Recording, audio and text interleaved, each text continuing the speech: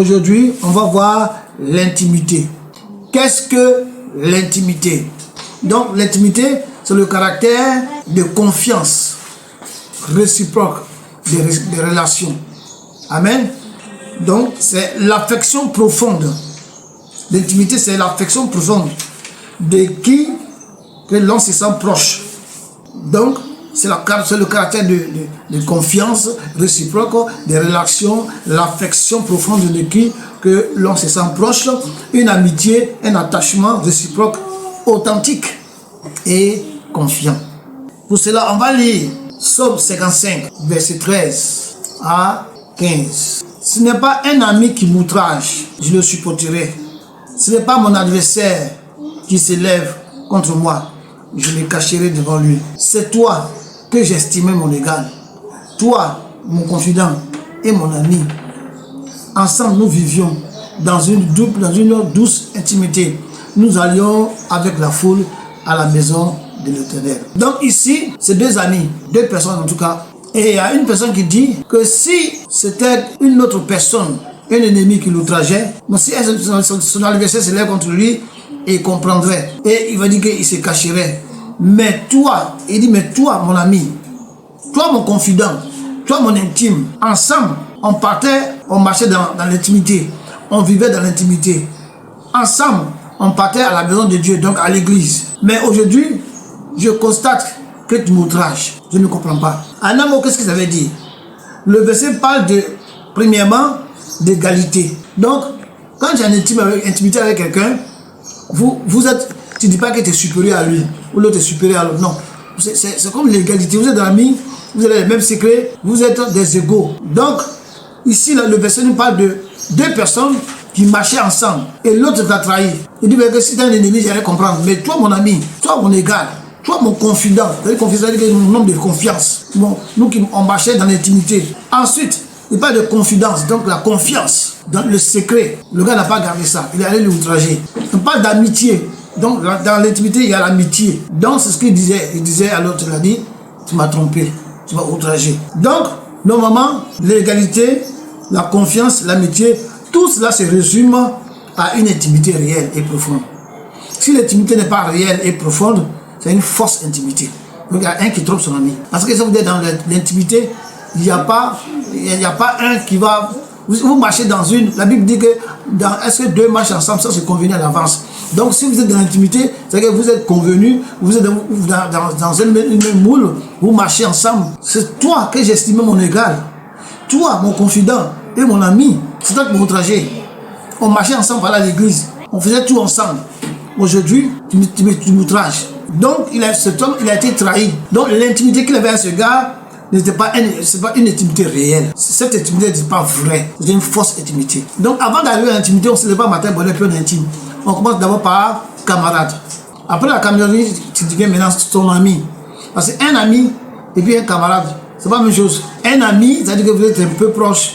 Vous ne partagez pas vos vies privées, mais vous êtes un peu proche. Après l'ami, il y a l'ami intime. L'ami intime, c'est celui avec qui tu partages tout. Tout. Lui aussi te dit tous ses secrets, toi aussi tous ses secrets. On parle d'intimité, on parle de secrets. Vous partagez tout et sans retenir. Donc aujourd'hui, nous, en tant que chrétiens, on n'a pas d'amis intime. Si ce n'est que Jésus. Voilà, c'est Jésus qui est notre ami intime. Jésus est mon ami, il est mon intime. Dans l'intimité, il y a deux mots. Deux mots à ne pas négliger. Qu'est-ce que c'est les deux mots? Le premier mot, c'est la communication. Quand vous êtes intime, vous communiquez.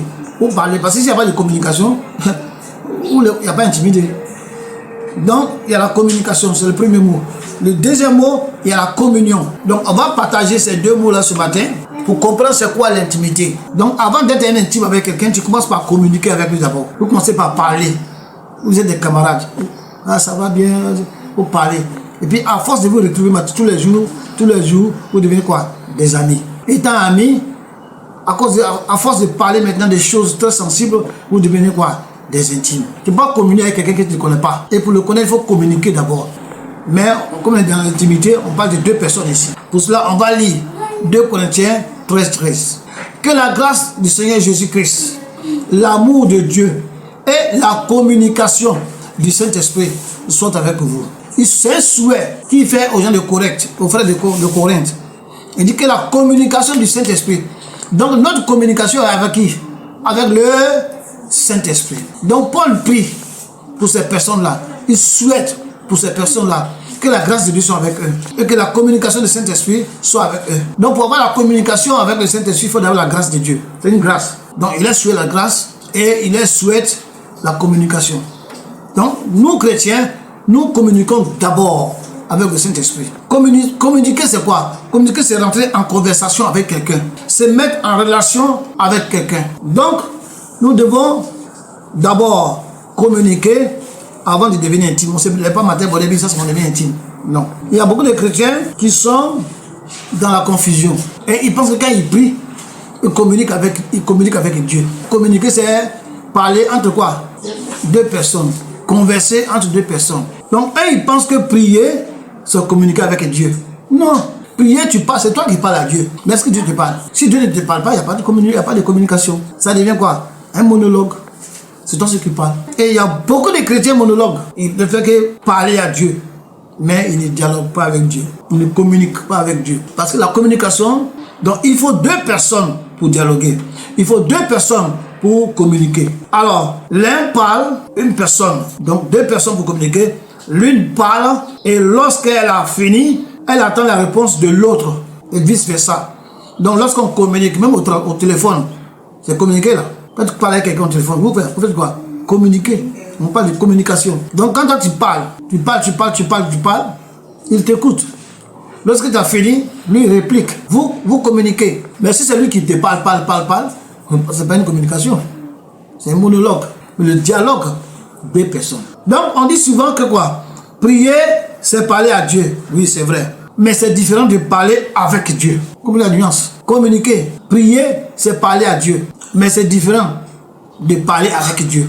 Tu peux parler à Dieu sans parler avec Dieu. Parce que tu parles à Dieu, pour que le mot avec vienne, il faut que lui aussi te parle.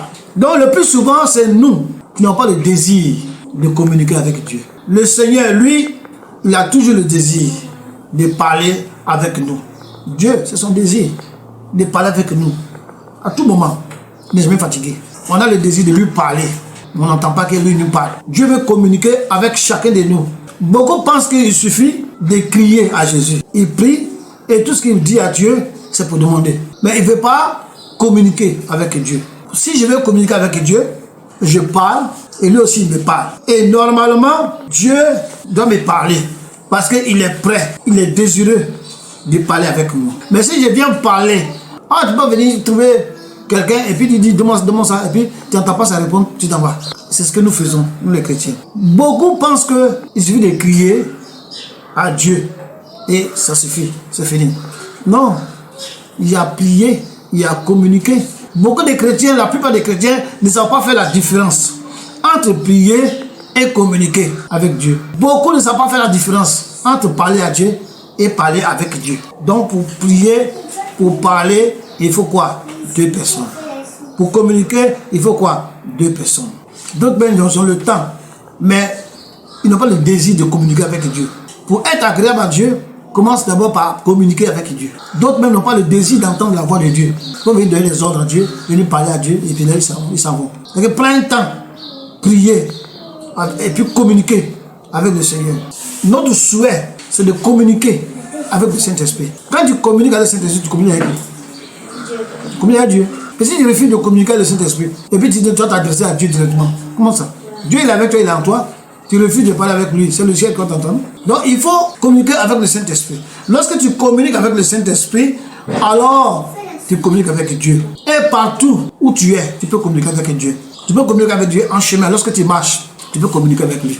Je vous ai dit quoi? Communiquer, c'est parler à quelqu'un et la personne aussi te parle. N'est-ce pas?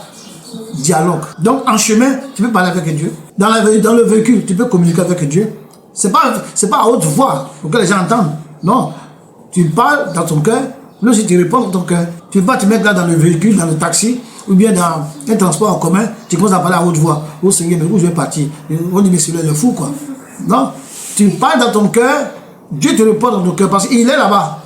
Il est en toi, tu parles, il l'entend. C'est que s'il était au dehors, là il faut que j'écris, pour qu'il va m'entendre au dehors là-bas. Mais il est dans la même maison que toi. Ton corps là, c'est ta maison, c'est la maison de Dieu aussi. Vous êtes Dieu dans la même maison. Donc vous parlez, vous communiquez. Partout où tu vas, il est avec toi. À tout moment, il faut parler à Dieu. À tout moment, tu dois communiquer avec Dieu. Il dit, si vous ne appelez plus mes serviteurs, maintenant vous serez mes amis. Donc Dieu veut que nous soyons d'abord des amis avec lui. Et avec les amis, on cause. Avec les amis, on parle. Avec les amis, on partage. Après, quand le dialogue, la conversation, le partage devient très poussé, alors on rentre dans le domaine de quoi? De l'intimité. On va lire Matthieu 10, verset 19. Mais quand on vous livrera, ne vous inquiétez ni de la manière dont vous parlerez, ni de ce que vous direz. Ce que vous aurez à dire vous sera donné à l'heure. Dieu dit, mais quand on vous livrera, ne vous inquiétez ni de la manière dont vous parlerez, ni de ce que vous direz. Ce que vous aurez à dire vous sera donné à l'heure même. Donc il dit que si tu as des problèmes, tu as la justice, tu es avec des personnes, tu dois t'expliquer. Dieu dit, il ne faut pas te paniquer, il ne faut pas être troublé. Ce que tu vas dire là, lui-même va mettre ça dans ta bouche. Il va te communiquer ça. Oh, si toi tu ne communiques pas avec lui, comment il va te communiquer ça? Si tu n'as pas l'habitude de communiquer avec Dieu, si tu n'as pas l'habitude de parler avec Dieu, comment dans des situations difficiles, il va te parler? Puisque vous n'en avez pas l'habitude. Mais si tu te parles, tu ne vas pas comprendre, tu ne vas pas savoir que c'est lui. Tu vas me dire que c'est le diable. Comme beaucoup de chrétiens, quand Dieu leur parle, c'est le diable. Il ne pas que le diable ne parle pas.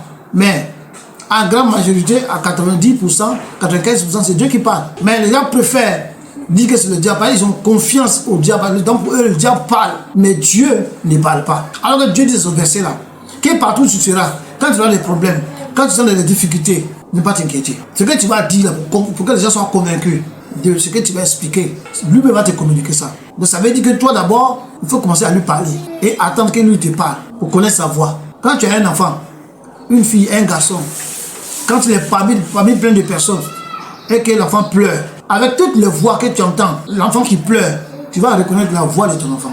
Si tu n'as pas l'habitude de communiquer avec Dieu, tu ne peux pas connaître sa voix. Quand il te parle, tu vas confondre. Tu te dis, ah, est-ce que c'est pas mon esprit? Ah, est-ce que c'est pas le diable? Tu ne penses jamais à Dieu. Dieu a une voix. Dieu parle. Quand il a dit, mes brebis connaissent ma voix, ils entendent ma voix. C'est sur deux volets. La première voix dont il parle, c'est la parole. La deuxième voix, c'est sa vraie voix. C'est un verset qui a deux volets. Mes brebis connaissent ma voix. Ils ne connaissent pas la voix d'un étranger. Les brebis, ils connaissent ma parole. Ils n'osent pas suivre une autre parole. Il y a aussi mes brebis connaissent ma voix, ma vraie voix, parce que Dieu parle aussi. Il parle. Donc c'est dans les deux sens. Il faut communiquer avec lui pour reconnaître sa voix parmi tant d'autres. C'est très important. On va lire Habakkuk 2, verset 1 à 2. J'étais à mon poste et je me tenais sur la tour. Je veillais pour voir ce que l'Éternel me dirait et ce que je répliquerai après ma plainte. L'Éternel m'adressa la parole et dit, écris la prophétie, grave-la sur des tables afin qu'on la livre couramment. Donc Habakkuk était à sa place. C'était un prophète, un veilleur. Et il a porté une plainte à Dieu. Il s'est plaint à Dieu. Mais quand il a fini de se plaindre, est-ce qu'il est parti? Est-ce qu'il a vaqué à autre chose? Non. Il dit qu'il était là. Il veillait pour voir ce que l'Éternel va nous dire. Beaucoup d'entre nous, lorsque nous prions, nous parlons à Dieu, nous posons des plaintes à Dieu. On ne reste pas là pour écouter ce que Dieu va nous répondre. Lorsqu'on finit de parler, on prend le clic et clac, on s'en va. Quand tu parles à quelqu'un, tu dis une plainte à quelqu'un, et le chef que tu n'aimes pas, dit Seigneur, il dit ça. Tu dois t'arrêter pour qu'il te donne une réponse. Mais d'autres personnes qui viennent de dire ça, ils s'en vont. Donc Dieu va vous poursuivre pour parler. Va Dieu poursuivre pour te parler. Elle dit que celui-là n'est pas intéressé. Si tu veux me soumettre quelque chose, tu ne restes pas là pour écouter, tu t'en vas. Mais Habakkuk est resté là, jusqu'à Dieu lui a parlé. Verset 2. L'Éternel m'adressa la parole et il dit, écris la prophétie, grave-la sur des tables afin qu'on la lise couramment. Donc il a donné une prophétie et il a dit, maintenant, cette prophétie-là, il faut écrire ça sur les tables. Avant, il n'y a pas cahier. Il écrit ça sur les tables pour que ça reste. Pour la graver sur les tables pour que ça reste. Et puis à chaque fois, on lit ça couramment. Donc Habakkuk, il n'a pas fait comme nous. Il n'a pas fait comme les chrétiens d'aujourd'hui, qui parlent à Dieu seulement, mais qui ne veut pas entendre Dieu. Donc, on doit faire comme Habakkuk. Il s'est plaint, il est resté là, et le Seigneur l'a répondu. On va lire Joël 2, verset 13. Déchirez vos cœurs et non vos vêtements, et revenez à l'Éternel, votre Dieu, car il est compatissant et miséricordieux, lent à la colère et riche en bonté, et il se répand des mots qu'il envoie. Dieu dit, il dit que ce sont les cœurs, déchirer le cœur. C'est-à-dire que faut sentir le poids du péché dans ton cœur. Il faut dans ton cœur, être désolé et tu reviens à lui par la repentance. Aujourd'hui, ce qu'on dit là, que tu ne parles pas à Dieu, avant la fin de cette journée-là, tu dois déchirer ton cœur. Tu dois sentir cela dans le cœur, que ce soit lourd sur ton cœur. Et que quand tu vas prier, tu vas demander pardon à Dieu. Parce qu'il est quoi? Il est compatissant. Il va te pardonner. Il est miséricordieux. Il est lent à la colère. Et tout ce qu'il a dit, tous les collègues qu'il avait contre toi, lorsque tu ne le considérais pas, lorsque tu ne le mettais pas au premier plan, lorsque tu étais égoïste avec lui, tout ce qu'il avait dit qu'il va te faire de mal, il va se repentir de ça. Si tu te déchires ton cœur. On va lire 2 Thessaloniciens 3, verset 5. Que le Seigneur dirige vos cœurs vers l'amour de Dieu et vers la patience de Christ. Vous allez prier, vraiment. Après avoir déchiré vos cœurs, après avoir fait la repentance, après avoir senti la douleur de négliger Dieu, d'être égoïste vis-à-vis de Dieu, après avoir déchiré vos cœurs, de ne pas avoir, vous n'êtes pas intéressé à Dieu, de placer Dieu au second plan. C'est un péché d'aimer Dieu lui seul. Et après cela, tu vas diriger maintenant ton cœur vers l'amour de Dieu. Tu vas mettre Dieu au premier plan. Tu vas mettre Dieu devant toi. Au premier plan, en toute chose, ce soit Dieu maintenant. Il sera plus secondaire. Tu vas plus le négliger. Vous comprenez? Nous devons être dans un état, dans une position qui démontre à Dieu, qui montre à Dieu que nous sommes prêts pour parler avec lui. Cherchons la communication, comme Paul a dit tout à l'heure. De nos jours jusqu'à aujourd'hui, Dieu nous parle. Il veut parler avec nous. Il désire parler avec nous. Ne soyons pas des gens qui prient seulement, mais des gens qui communiquent avec Dieu. Les gens qui cherchent à communiquer avec Dieu, à dialoguer avec lui. Si tu veux être intime avec Dieu, commence par parler avec lui d'abord. Tu ne peux pas être intime avec quelqu'un avec qui tu ne parles pas. La communication nous conduit à la communion. Si tu n'as pas la communication, tu ne peux pas rentrer dans la communion avec Dieu. Moi aussi. Donc la communion, c'est comme une union commune. Vous êtes un. C'est une communion. Vous êtes un. C'est une complicité. C'est sa communion. Vous êtes comme un. Vous avez une relation très étroite. C'est Dieu qui nous appelle à la communion de son Fils. Donc, tel pasteur est fort, tel homme de Dieu est fort, personne n'est fort. Ça dépend de la communion que tu as avec le Saint-Esprit. Ça dépend comment tu parles avec le Saint-Esprit. Toi, tu es chrétien, tu ne parles jamais avec lui. Toi, tu ne fais que de lui donner les ordres. Est-ce que tu ne parles pas avec lui? Là, tu parles comment? Donc, si tu apprends à parler avec lui, après maintenant, vous rentrez maintenant dans le secret. Vous rentrez maintenant dans la complicité. Vous rentrez maintenant dans une relation très étroite. Ça s'appelle la communion. 1 Corinthiens 1, verset 9. Dieu est fidèle, lui qui vous a appelé à la communion de son Fils, Jésus-Christ, notre Seigneur. Donc Dieu, il est fidèle. Dieu veut qu'on communie avec son Fils. Il nous appelle pour cela. C'est son désir, c'est sa volonté, c'est son plaisir que nous ayons la communion avec qui? Son Fils, Jésus-Christ. Cherchez la communion. Premièrement, cherchez Dieu, Jésus. Lorsqu'on le trouve, on cherche à être ami avec lui. Lorsqu'on est ami, on cherche maintenant à être quoi? Ami intime. Et c'est dans l'intimité que se trouve la communion. C'est dans l'intimité que se trouve la communication. Un faible pourcentage des chrétiens répond à cet appel. Très peu qui ont la communion avec le Saint-Esprit. On prie seulement pour nos besoins, pour nos intérêts. On ne cherche pas à entendre la voix de Dieu par rapport à ce qu'il veut que nous entendions. Communiquer et communier, c'est vivre quelque chose en commun avec le Saint-Esprit. Quand tu t'assois dans ta chambre et puis tu te dis que Jésus-Christ, que le Saint-Esprit est assis à côté de toi, que Jésus-Christ est assis à côté de toi, hein? Tu ne le vois pas, mais tu crois qu'il est là à côté de toi, et tu lui adresses des mots, et lorsque tu lui adresses des mots, tu entends des répliques, il te répond, et lorsqu'il te répond, ça régénère en toi un sentiment de communion profond, d'intimité, de joie. Quand il te répond. Mais si tu parles, il te répond, tu parles, il te répond, tu parles, il te répond, tu vas sentir en toi-même un sentiment de quoi? D'intimité, de joie. C'est contraire à parler à Dieu. Ça, c'est contraire. Prier, c'est pas la même chose. Tu peux communiquer avec Dieu sans prier. Vous parlez. Quand on parle de communion là, c'est secret. Hein? C'est des secrets entre vous. Dans communion avec Dieu, c'est vivre une intimité avec Jésus. Donc Dieu agit avec toi selon ta foi. Il compose avec toi selon ta foi. Avoir un temps pour partager avec le Seigneur. Pour rester dans la communion avec le Seigneur.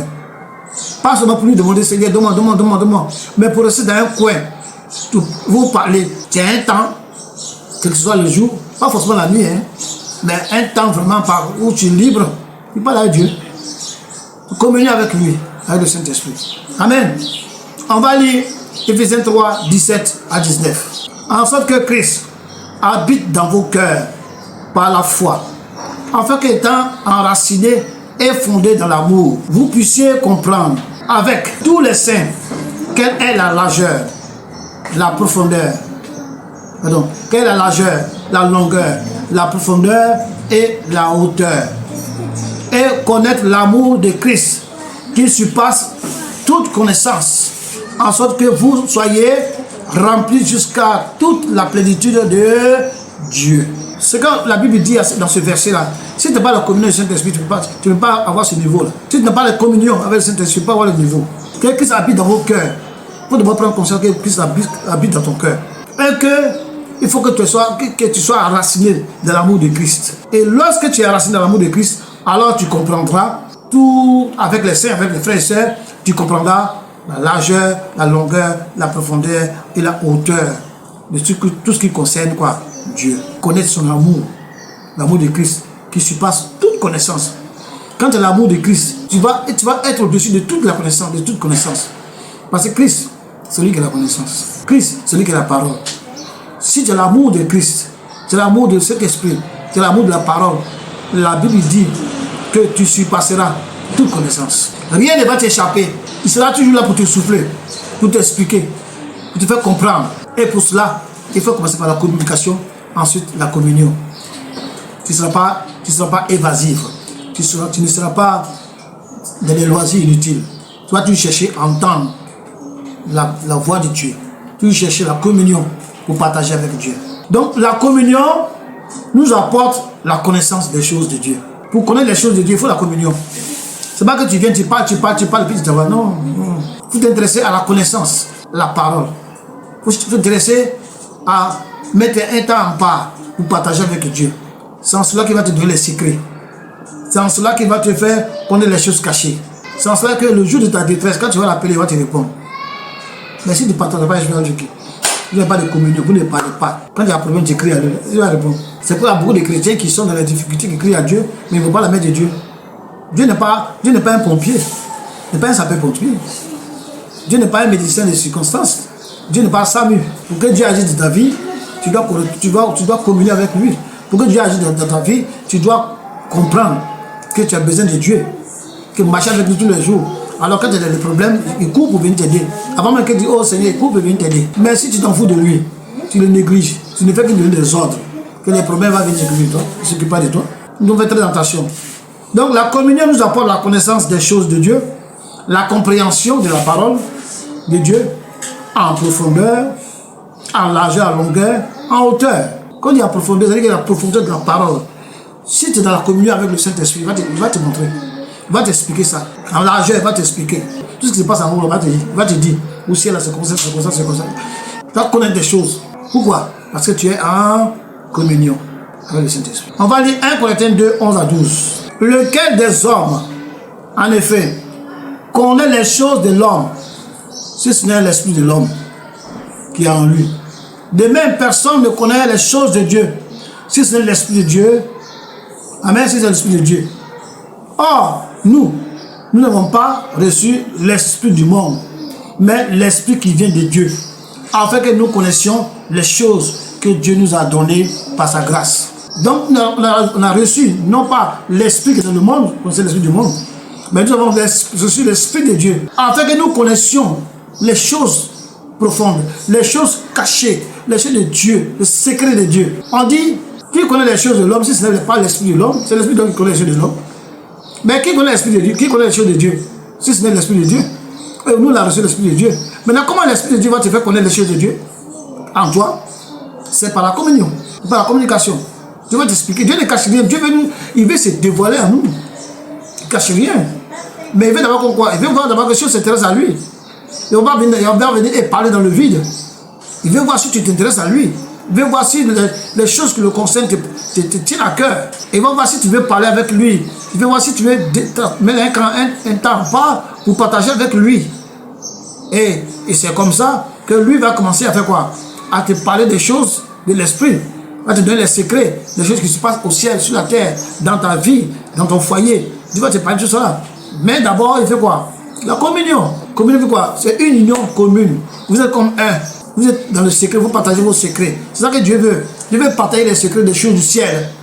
Il veut partager les secrets des choses du monde. Il veut partager les secrets des choses cachées. Dans le ciel, sur la terre, sous la terre, dans les eaux et dans ta vie. Dans ta famille. Parmi les ancêtres, il veut t'enseigner toutes les choses. Que tu aies la connaissance. Mais si toi, tu ne t'intéresses pas à Dieu, il va tirer tes oreilles pour te dire viens te parler. Non, il va tirer tes oreilles. Il attend que tu sois disponible, que tu t'intéresses à dialoguer avec lui, à rester avec lui, partager avec lui. Quand il va voir que ton cœur est sincère, c'est alors qu'il va commencer à faire quoi? À te parler des choses cachées. Il veut aussi nous enseigner. La Bible dit que le Saint-Esprit, quand il va venir, il nous enseignera les choses de Dieu. Il va nous rappeler les choses de Dieu. Or, si tu n'es pas en communion, il va t'enseigner comment. Communier avec le Seigneur. Comment ça? Premièrement, il faut un endroit. Il faut un coin pour la rencontre. Donc, il faut un coin pour la rencontre. Il faut un lieu secret pour partager. Il faut chercher un coin. Deuxièmement, il faut demeurer dans la sanctification. Dieu, il a horreur de la souillure. Il a horreur du péché. Il faut fuir le péché, demeurer dans la sanctification. Amen. Et ainsi, Dieu va te parler.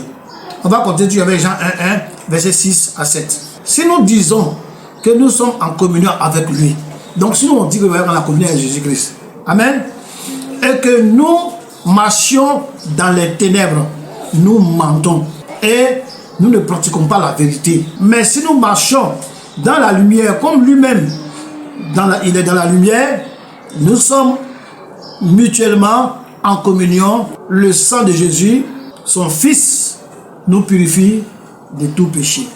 Donc Dieu dit que si toi tu dis que tu es en communion avec lui, que tu t'assois la nuit ou bien dans la journée, tu as un coin en part où tu communiques avec lui, où il te parle, tu parles, tu dis ça.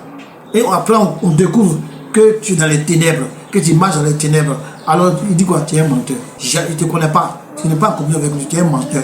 Mais si on marche dans la lumière, la parole de Dieu, si on marche par la parole de Dieu, si on marche dans la lumière, si nous marchons par la foi, Dieu dit, et comme Dieu lui est dans la lumière, il est dans la parole, Dieu veut qu'on marche dans la sanctification, qu'on marche dans la lumière, qu'on lui met dans la lumière, on marche dans sa parole, comme sa parole c'est la lumière. Mais si on marche dans les ténèbres, marcher dans les ténèbres c'est quoi? Demeurer dans le péché, vivre dans le péché, gagner sa vie dans le péché, gagner son plaisir dans le péché, gagner les choses de ce monde dans le péché. Tu marches dans le péché, dans les ténèbres. Parce que le péché appartient aux ténèbres. Et tu te lèves, tu viens gaillardement, tu viens et dis que moi j'ai la communion avec le Saint-Esprit. Alors qu'on voit ta vie que tu mènes, une vie de ténèbres. La Bible dit que tu es un menteur. Amen. Donc Dieu veut d'abord voir si tu l'aimes. Il veut voir ça dans ton cœur. Ensuite, vient maintenant le service. Donc aimons le Seigneur plus que tout et avant tout. Il ne faut pas aimer le Seigneur plus que tout, mais plus que tout, il a la deuxième position. Non. Il veut que celui que tu aimes premier et plus que tout, plus que tes enfants, plus que ton mari, plus que ta maison, plus que ton foyer. Parce qu'à la fin des temps, c'est lui qui va te recevoir là-bas. Ce n'est pas ton enfant qui va te recevoir. Ce n'est pas ton papa qui va te recevoir. Ce n'est pas ta maman qui va te recevoir. Ce n'est pas ton mari qui va te recevoir. C'est lui qui va t'accueillir là-bas. Or, il faut qu'il voit son amour dans ton cœur. Il te donne le service. Et que tu fais le service selon sa volonté, alors il est prêt à t'accueillir là-bas. Il t'attend les bras. Pour être agréable au Seigneur, nous devons demeurer avec lui dans l'intimité. Amen. Ainsi, nous pouvons être des chrétiens selon le cœur de Dieu. C'est la communication et la communion qui est l'intimité. Quand on parle de l'intimité, on parle de communication. Quand on parle de l'intimité, on parle de la communion. C'est les deux là qui sont la communication, qui sont l'intimité. Confions, soyons intimes avec Dieu, pas avec quelqu'un d'autre. Donc, pour être agréable, il nous faut faire ces 5 pas. Les 5 pas pour être agréable à Dieu. On a vu le premier pas, c'était quoi? Le dépouillement. Deuxièmement, la connaissance. Troisièmement, la sanctification. Quatrièmement, la consécration. Et aujourd'hui, 5e pas, l'intimité. Amen. L'intimité qui est la communication et la communion. Ainsi, nous avons fini cette étude de comment être agréable à Dieu au nom de Jésus. Amen.